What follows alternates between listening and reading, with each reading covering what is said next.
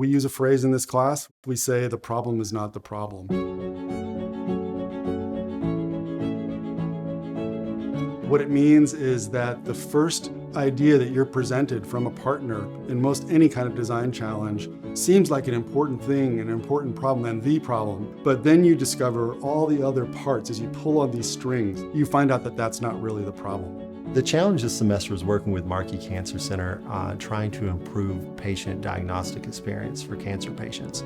And that also involved working closely with the hospital and trying to improve their accrual rates. That's the fancy term for the number of people who join into a clinical study. The challenge is a challenge because you receive something like you have cancer, a diagnosis, which is detrimental news, especially to someone in that instant when you've just found out. And the way most cancer associations around the country do it is they receive the diagnosis and then immediately they are asked if they would like to join a clinical trial. So we want a lot of ideas, but that we evaluate later. It's to Olivia's great equation. The problem is not the problem. I think over the course of this class, though, it's kind of evolved to just improving the cancer patient experience at Markey. So that's kind of what we've shifted our focus towards because we believe that's going to increase participation rates.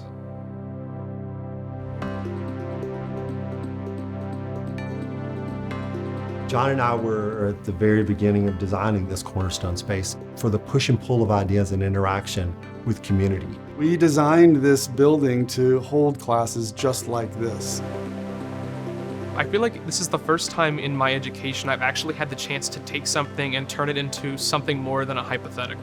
This class in particular, though, we've really had a great opportunity to interact with our community partner, learn more about what they want from us, and the people whose lives we're hopefully improving with our solutions. So it's been really rewarding. I had a grandpa who died of cancer a year ago, so it's been really really to me that the solution I put out there is benefiting someone at the end.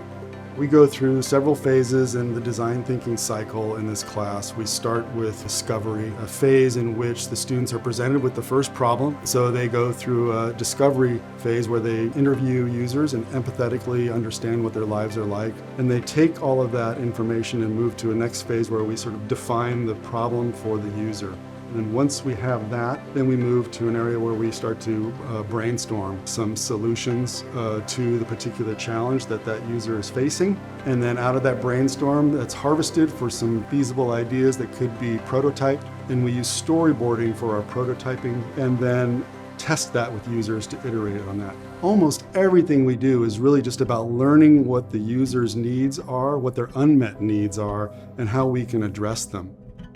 I think at some point in the process where they felt just the gravity of the problem, I think it's when we went on our tour over there and they went on a patient walk that day they're getting a diagnosis.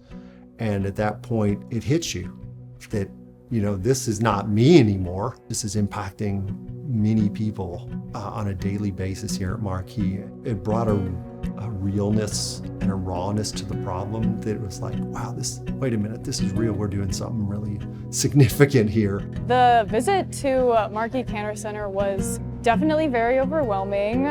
I try to put myself through the patient's point of view, kind of see what they're going through. And that can also help us during the design phase. My team thinks that we can improve the patient experience at Markey if we are able to pair them with an individual within the hospital that kind of stays with them throughout the process. We decided that it's really not as much about the physical place or the process of asking them about the clinical trials that was necessarily the problem. Felt like the people and their experience had a lot more influence than maybe the actual place or the problem. It's such an emotional and powerful situation that all that stuff kind of just goes out the window, and it's you and that doctor or you and that CRA. Of the patients we talked to, there were a lot who had a positive experience with family members or close friends they had throughout the process. Others were not so lucky. So if we're able to provide that for every patient, we think that'll be beneficial in the long run.